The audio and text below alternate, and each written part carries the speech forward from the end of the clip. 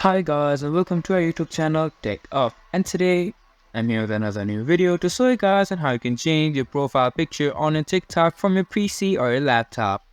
To do so, simply just log into your TikTok account from your Google Chrome browser, and after you have logged into your account, you just have to go onto your profile, which is on the left side of your screen.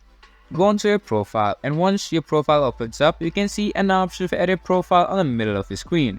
If you click on edit profile, this pop-up will appear right here, and here you can see an option for profile picture, and beside the picture you can see a pencil and a line drawn icon. If you simply click on this icon, it will show a pop-up on your screen where you are able to select any kind of photo that you want to upload as your profile picture on your TikTok account from your PC.